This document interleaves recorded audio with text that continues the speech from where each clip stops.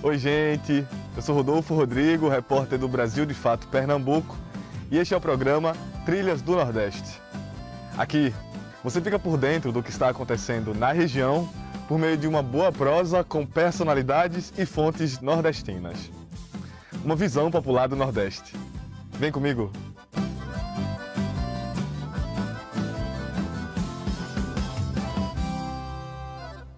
No programa de hoje, o assunto é como as cidades do Nordeste podem lidar com o risco de enchentes e enxurradas na região.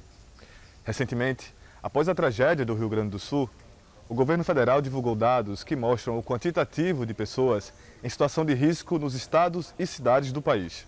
Os números são preocupantes. E no Nordeste, milhares de pessoas estão em situação de risco.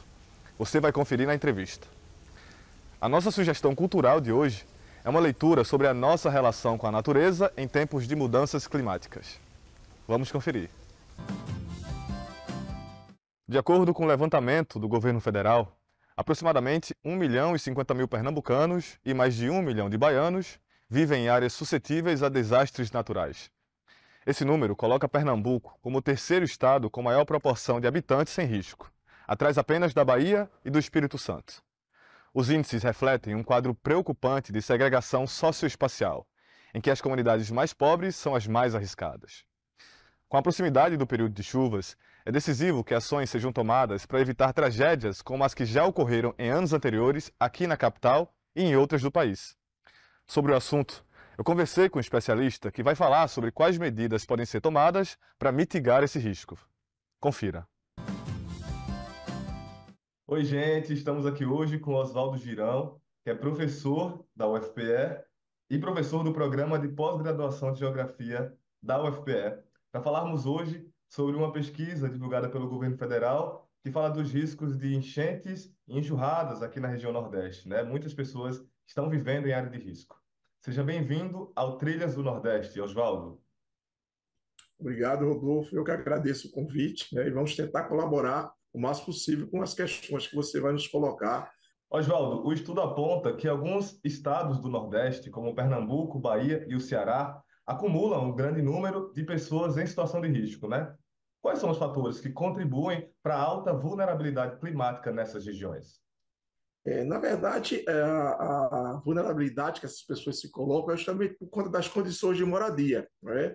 Então, principalmente nos grandes centros como Fortaleza, Salvador, Recife, João Pessoa, né? E outras capitais do Nordeste brasileiro que são afetadas, principalmente quando falamos de chuvas mais intensas. Então, a condição de moradia, né, que são áreas geralmente são suscetíveis a enchentes, inundações, alagamentos, deslizamentos, é justamente um produto, né, da dinâmica física natural dos ambientes. Mas se as pessoas habitarem leitos, margens de rios, encostas, de colinas, de tabuleiros, elas se colocam justamente numa situação de perigo, tá? De risco e de perigo, tá? Porque, na verdade, esses processos naturais, eles podem ocorrer, eles, na verdade, ocorrem porque faz parte da dinâmica natural. E, ao estarem habitados, as pessoas se colocam em vulnerabilidade, então estão vulneráveis à ocorrência desses processos. E aí vem justamente uma demanda por uma gestão ambiental e territorial por parte dos gestores públicos, né, de governos municipais, estaduais e mesmo do governo federal, justamente para que essas pessoas não habitem ou minimizem essas habitações em tais locais. Se a gente falar aqui da cidade do Recife, por exemplo, a região metropolitana, mais especificamente a cidade do Recife, 30 mil famílias habitam áreas de risco. Então, é um número considerável na população, né? Uma população, inclusive, que até diminuiu. O último censo demonstrou que o Recife hoje tem pouco menos de 1.500.000 habitantes. Pensava-se que poderia passar até de 1.800.000, então já tem uma saída da população, porque a cidade hoje era praticamente urbana. E a população vai em busca de espaços, e esses espaços que sobraram hoje para a ocupação são espaços periurbanos, são espaços periféricos, e são espaços que os agentes imobiliários não têm interesse e são perigosos, né? E daí vem justamente essa ocupação em áreas que oferecem o risco a tais processos. Oswaldo, quando a gente fala em enchentes, como é que a ocupação irregular em margens de rios e açudes podem impactar a vulnerabilidade dessas comunidades? quando a população ela habita, tá, esses locais, elas estão se colocando justamente numa situação não só de risco, mas também vão potencializar determinados processos. À medida que ocupam, por exemplo, margens de rios, as áreas ficam impermeabilizadas, as áreas ficam sujeitas ao lançamento de resíduos sanitários sólidos, inclusive. Então, tudo isso vai agravar a situação, não só no que a gente chama de domínio fluvial, que é o canal propriamente dito, mas o domínio das margens e até mesmo interfluvial, porque aumenta a quantidade de sedimento, aumenta o assoreamento e vai potencializar esses processos de enchente do canal e quando o canal também processa a inundação, que é justamente quando as águas transpõe as margens e passa justamente a afetar aos moradores. E aí vem justamente uma demanda maior para que a população ela não ocupe esses espaços, né? E se ocupa esses espaços, que existam formas, por exemplo, de minimizar impactos relacionados às inundações. Mas o ideal é realmente que não se ocupe, porque o rio é uma forma que naturalmente ele está sujeito à inundação, que faz parte da dinâmica do canal. Então, o ideal é não existir vias, de transporte, não haver nenhum tipo de ocupação, porque essas áreas estão todos os anos sujeitas às inundações. Como é que você avalia a eficácia das políticas públicas atuais no Nordeste para que possam enfrentar essas mudanças climáticas? Porque as ações hoje que são implementadas, né, são ações muito de cunho emergencial. Então, falta realmente uma demanda, por ações que sejam contínuas. Por exemplo, quando a gente fala de defesa civil, a defesa civil hoje geralmente são comissões e que há uma rotatividade muito grande de pessoas. Então, as ações elas devem ter uma permanência maior. A gente vê o caso hoje do Rio Grande do Sul. O Rio Grande do Sul passou por um evento extremo, né, um evento nunca visto para o Estado, e a gente percebe justamente os problemas da defesa civil relacionados justamente à questão do pessoal apto, a necessidade realmente de ajuda, porque o impacto foi grande, ajuda das Forças Armadas, de polícia, de bombeiro, porque realmente foi um impacto climático extremo, tá? E a defesa civil, ela, por mais preparada que fosse, ela demandaria outros agentes. Mas o fato é que as defesas civis elas demandam realmente um planejamento e ações contínuas, como a gente percebe em outros países, como é o caso do Japão, Estados Unidos, Austrália, que passam por problemas de terremoto, problemas de inundações, de estiagem prolongada, em que esses órgãos eles têm uma continuidade. O grande problema é isso, é você ter realmente uma memória e ter um planejamento e ação voltada não só para a prevenção, mas também durante o evento e pós-evento.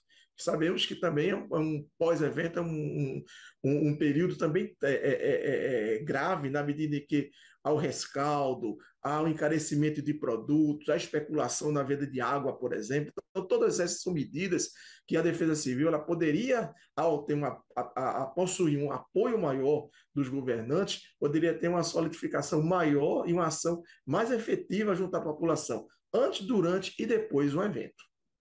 A gente vai dar uma pausa aqui nessa conversa com o professor Oswaldo para trazermos algumas dicas literárias que contribuem na discussão. A repórter Fátima Pereira traz mais informações. Roda a vinheta.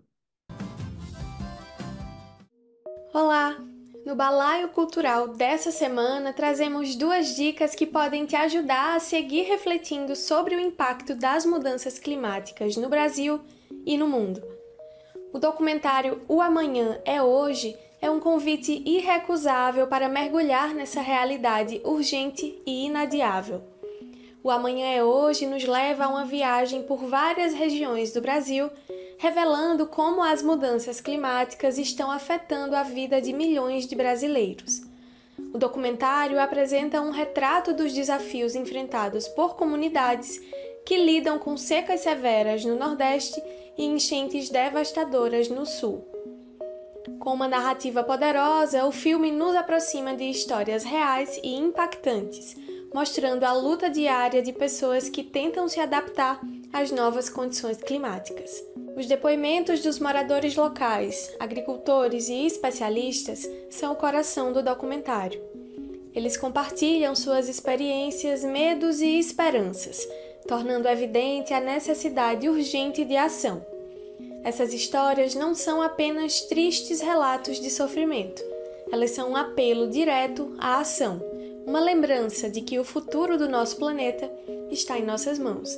Além de nos alertar sobre os problemas, o Amanhã é Hoje também ilumina caminhos de esperança. O documentário destaca iniciativas inspiradoras de mitigação e adaptação às mudanças climáticas. Projetos de energia renovável, técnicas agrícolas sustentáveis e outras soluções inovadoras mostram que é possível fazer a diferença. O documentário está disponível no YouTube ou no site oamanhaehoje.com.br. E para ampliar essa reflexão, a segunda dica é o livro Ideias para Adiar o Fim do Mundo, de Ailton Krenak. Este livro é uma reflexão profunda e poética sobre a relação entre a humanidade e a natureza, escrita por um dos mais importantes pensadores indígenas brasileiros. Ailton Krenak, com sua sabedoria ancestral e uma visão aguçada do mundo contemporâneo, nos convida a repensar nossa forma de viver e de nos relacionarmos com o planeta. Em um período onde as crises ambientais e sociais estão cada vez mais evidentes, Krenak oferece uma perspectiva única que combina a espiritualidade indígena com uma crítica contundente ao modelo de desenvolvimento atual. O livro é uma coletânea de palestras e reflexões que abordam temas como o consumismo desenfreado, a devastação ambiental e a necessidade urgente de encontrar um novo equilíbrio entre o ser humano e a Terra. Krenak propõe que, ao invés de continuarmos em um caminho de destruição, precisamos adotar práticas que respeitem a vida em todas as suas formas e adiar, assim, o fim do mundo. Com uma linguagem acessível e ao mesmo tempo profunda, Ideias para Adiar o Fim do Mundo nos desafia a abrir nossos corações e mentes para a sabedoria dos povos indígenas, que há milênios vivem em harmonia com a natureza.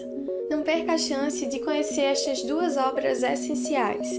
Assista O Amanhã é Hoje e leia Ideias para Adiar o Fim do Mundo. Ambas são guias para quem busca esperança e sabedoria em tempos de incerteza. Estamos de volta aqui na entrevista. Hoje estamos com o professor Oswaldo Girão, que é professor do programa de pós-graduação de Geografia da UFPE. A gente sabe que aqui na região Nordeste, muitas tecnologias sociais são utilizadas para a convivência com o semiárido, né? Existe alguma dessa tecnologia que contribui, né, está sendo eficaz como uma medida de mitigação dos problemas climáticos? Mas hoje a gente já vislumbra outras possibilidades, a questão na necessidade de expansão, né, de barragens, porque é uma questão que a gente possui, por exemplo, Pernambuco tem um pequeno número de barragens se comparado a outros estados, como Ceará, Paraíba, Rio Grande do Norte. Então, faz-se necessária essa expansão da oferta de água, a necessidade hoje já da questão da reutilização da água também, né? Rever os procedimentos relacionados com irrigação e, mais do que tudo, considerar o ecossistema caatinga como um ecossistema relevante, principalmente para quem habita nele. Então, as tecnologias sociais são relevantes na medida em que ela atrela tecnologia não só do ponto de vista científico, mas também populacional. As pessoas sabem como lidar com isso, então por que não ouvir essas pessoas e aproveitar? Porque, na verdade, são espécies de capacidade de resiliências que elas possuem relacionadas justamente a como resistir a essas intempéries que o clima apresenta. Então, a questão da pesquisa, a questão do ensino, a população